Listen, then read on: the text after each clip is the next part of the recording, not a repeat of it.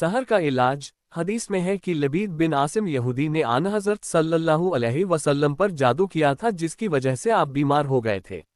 और बाज़ रिवायत में है कि आप तकरीबन 6 माह बीमार रहे, जिसकी वजह से आप बहुत कमज़ोर हो गए। एक रोज़ आपने इत्तिफाकन ख्वाब में 2 फरिश्तों को देखा कि एक फरिश्ता दूसरे से पूछ रहा था कि हुजूर को क्या बीमारी है। दूसरे ने जवाब दिया कि आन हज़रत सल्लल्लाहु अलैहि वसल्लम पर जादू किया गया है। उसने फिर सवाल किया कि किसी ने जादू किया है। दूसरे ने जवाब दिया कि लबीद बिन आसिम ने। उसने फिर सवाल किया कि जादू का असर किसी चीज पर है। दूसरे ने जवाब दिया कि हुजूर के सर के बालों में और कंघी के दंदानों में कमान की जेह जैसी 12 गिरह देकर खजूर के गिलाफ में रखकर वज़रान के कुएं में पत्थर के नीचे दफन किया है। जब आप सुबह को बेदार हुए तो उस कुएं पर तशरीफ ले गए और आपके 2 असहाब कुएं के अंदर गए और वो जादू निकाल लाए। बाज़ लोगों का कहना है कि ये 2 सहाब हजरत अली करम अल्लाह वजहू और हजरत अम्मार थे। फतह अल-बारी में लिखा है कि इस जादू के अंदर आन हज़रत की मोमी सूरत बनी हुई थी और उसमें सुइयां चुभी हुई थीं। उस मोमी पुतले से जू सुइयां निकाली गईं, आन हज़रत सल्लल्लाहु अलैहि वसल्लम सुकून व आराम होना शुरू हो गया। और जो 12 गिरहें उसमें लगी हुई थीं वो खुल नहीं सकती थीं, इसलिए जिब्रील अमीन मुअव्विज़तैन यानी कुल ऊज़ु बिरब्बिल फलक और कुल ऊज़ु बिरब्बिन नास लेकर नाजिल हुए और कहा कि इन 2 सूरतों की 12 आयतें हैं, इनको पढ़कर इस पर दम करो, इनकी बरकत से ये गिरहें खुल जाएंगी। इस हदीस का मज़मून खत्म हुआ।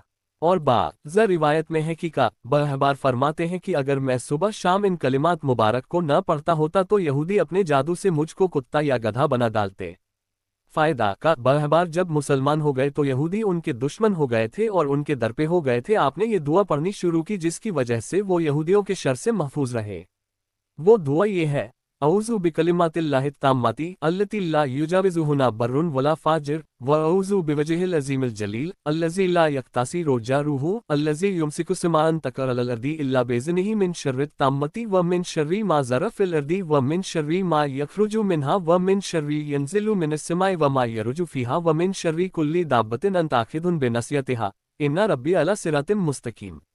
तर्जुमा, मैं अल्लाह ताला के उन कलिमात ताम्मा से कि जिनसे कोई अच्छाई या बुराई तजावुज़ नहीं कर सकती और अल्लाह के अजीम और जलीलुल कद्र नाम से कि इसके करीब रहने वाला कभी भी जलील नहीं हो सकता और वो खुदा जो आसमान को ज़मीन पर गिरने से रोके हुए है, उसे पनाह मांगता हूँ मुकम्मल शर और हर उस चीज़ के शर से जो ज़मीन से निकले और आसमान से नाजिल हो और हर उस चीज़ से जो आसमान में चढ़े और हर पैदा होने वाली चीज़ के शर से और ज़मीन पर चलने वाले हर जानदार के शर से।